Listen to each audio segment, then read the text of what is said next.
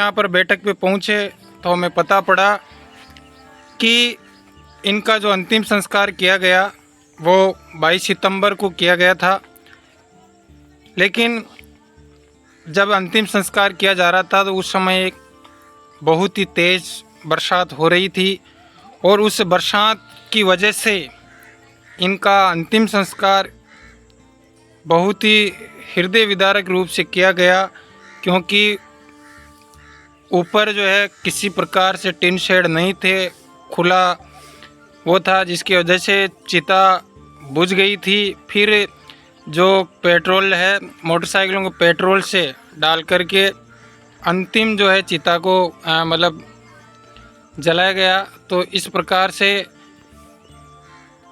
बड़गांव जरखिया के ग्रामीण, जिनकी आबादी लगभग 500 के लगभग है और 60 से 70 यहाँ पे घर बताए जा रहे हैं।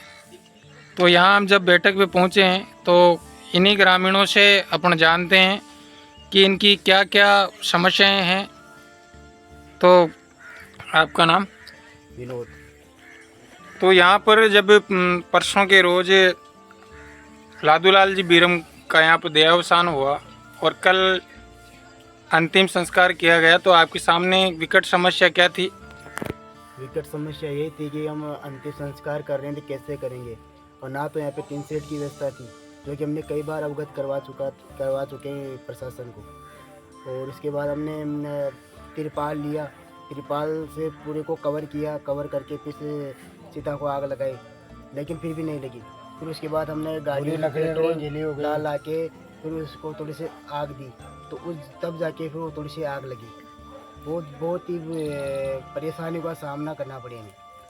तो वास्तव में ये एक हृदय विदारक घटना है कि आज़ादी के 70 साल बाद भी किस प्रकार से आज लोगों को जो अंतिम लकड़ी अपन कहते हैं वो नसीब नहीं होती, क्योंकि सरकारों की बेरुखी के कारण कई गांवों में आज भी शमशान घाट नहीं है, कहीं शमशान घाटों के लिए ज़मीन आवंटित नहीं है, कहीं जो वहाँ पर ज़मीन आवंटित है वहाँ पर टिन शेड नहीं है। तो ये हमारे सामने रतनलाल जी दरोगा हैं। आप बताइए क्या और क्या समस्या है गाँव में? और रास्ते फस्ते सभी समस्या हो रही है सर। कोई बैठने वाला नहीं आते, कोई डिलीवरी को लेने गाड़ी घोड़ा नहीं आता। गाँव में हर बात की समस्या है। रोड पे ब्लाइटें उग रहे हैं, निकलनी नहीं आता। रोड पूरा फूट के खड्डे खड्डे हो रहे हैं, पानी भरे हैं सर। आदमी कैसे निकले, जानवरों नहीं निकलने आता है। तो आपने गाड़ी घोड़ा कुछ नहीं आ रहे हैं मेरे गाँव में। सब पड़ने वाला वहाँ रोड पे उतर के पैदल 2 किलोमीटर आते हैं। आपने इस घटना की जानकारी आपकी पंचायत को दी, सरपंच को बताया? इसके हर बारे में मीटिंग में देते हैं सर, कुछ नहीं आता है।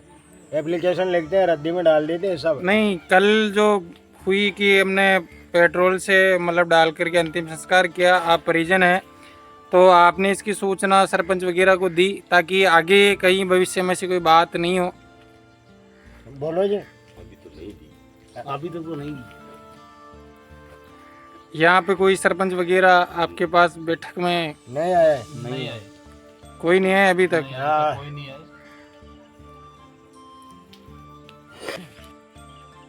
तो हमें बड़ागांव जरकिया की शमशान भूमि पर हैं और यह आपकी मोबाइल स्क्रीन पर उनके परिजन हैं और पीछे जो आप ये जो चिता देख रहे हैं यहाँ पर उनका अंतिम संस्कार किया गया था। और जब उनका अंतिम संस्कार किया गया था तो आसमान से भयंकर बरसात हो रही थी और इस स्थान पर किसी प्रकार की कोई सुविधा नहीं है। आप देखिए चारों तरफ